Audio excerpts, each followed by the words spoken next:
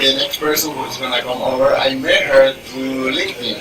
And the thing is, I have a property. I rented to tenants, and I was talking about problems. And here comes this person says the solution is blah blah blah blah. And I say, who the hell are you? And then it says investor, author, etc. And then I thank her, and we had a few conversations ever since then. And we met in person. I interviewed her about, okay, so what is she? She's an investor, real estate investor. She's a coach. She's a competitor, jiu-jitsu fighter, so don't fuck with her.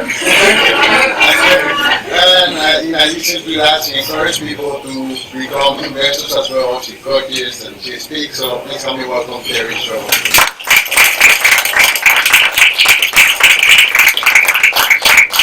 Interesting act to follow also because I was thinking how I could honor the privilege of speaking at this 100th podcast of Alain. And, I thought, okay, I could talk to you guys about real estate, I could talk to you guys about fighting, but really, if I have 10 minutes to talk about anything, what am I going to talk about? And actually, in an interesting way, it really fits pretty well with what you were talking about. So I decided I want to speak to you guys about adversity and faith this evening.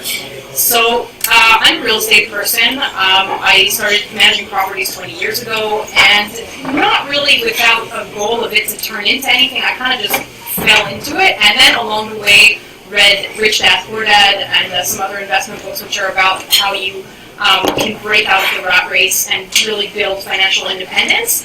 And so I attained that goal, I don't know, maybe 5-6 years ago. And then parallel to that, I've also been doing combat sports for quite a while. I first was a semi-professional kickboxer, and then when I retired from that, I guess 7-8 years ago, I started Brazilian Jiu-Jitsu. And so this year was a big year for that. I became, for a second time, world champion in Brazilian Jiu-Jitsu. I also wrote a book called Mindful Landlord, which is kind of my attempt to kind of give back, and to see that real estate has really been an amazing vehicle for me, and a vehicle not necessarily to, make my bank account bigger, or I call it like the bank account Olympics. Not so much that, but more as a vehicle to do something with my life that I really wanted to do. So let's say being a competitive athlete takes a lot of time, and then writing a book takes a lot of time, and trying to now, I coach in real estate, I also coach in my sport, and so to do that, to fund that, if you have something else that you can rely on, it really allows you to, share whatever gifts you have, or to try to give back in the way that you do. So that's kind of been, let's say, the last year. So that's how can I say, like the positive part of the CV. And then I was looking back at this year and I thought, okay, what do I really want to talk about? If we're talking about success is maybe the light at the end of the tunnel, but what ends up creating that? And I think it's really what happens in the moments when we face adversity. So this year has been great, second world championship, coming out with a book. I also personally had some things that were much more challenging. I was supposed to be married in September, and unfortunately with my fiance, our families had some issues, and we come from really different backgrounds, and reconciling that has proved more difficult.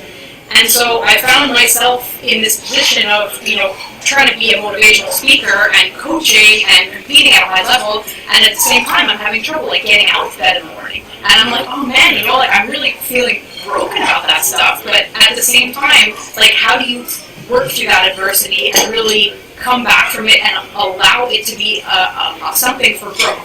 So I thought, okay, if I'm going to do this, adversity, pull up a chair, sit down, let's have a conversation. What are we going to do with this? And as I look back kind of over the other obstacles that I've overcome along the way, I noticed that we only grow through adversity. We only grow through challenges. And it's in those moments when you have trouble getting out of bed in the morning, or when you're looking up a mountain and you're thinking, man, how am I ever going to climb that? Or I know I have this dream and I don't know how I'm going to put that into action. You kind of have two choices. And at that moment, you can either go the road of faith, or you can go the road of fear. Whereas Elaheh, she's there, you can either go the road of fear. And happens when you start to doubt is you have this little voice in your head. I, call it the voice of the devil, a little voice that says, smoke another joint, have a whiskey, cheat, take the shortcut, stay in bed, give up, think that you can't do it. That little voice that corrupts you and that makes you kind of turn away from that challenge when what you really need to do is just, hold on and say, okay, I don't know what I'm going to do about this right now. I don't know how I need to grow through the specific situation, but I know that if I just stick with it and if I have faith that I am meeting this adversity for a reason. There's a reason why that thing comes, and it's because there's a lesson I didn't learn yet. And so if you sit there, you stay with the pain, you stay with the unpleasantness, eventually you're going to find a way to grow through that. And as I kind of look back at, all the other challenges that I faced along the way to, fighting and in real estate and different kinds of things, I realized that process, without me knowing it, was kind of at work through the whole thing. Before you become world champion, nobody tells you about all the fights you lose, about the fact that you don't know how to cut weight, about the fact that in training people are squashing your face into the mats and you don't know what you're going to do about that.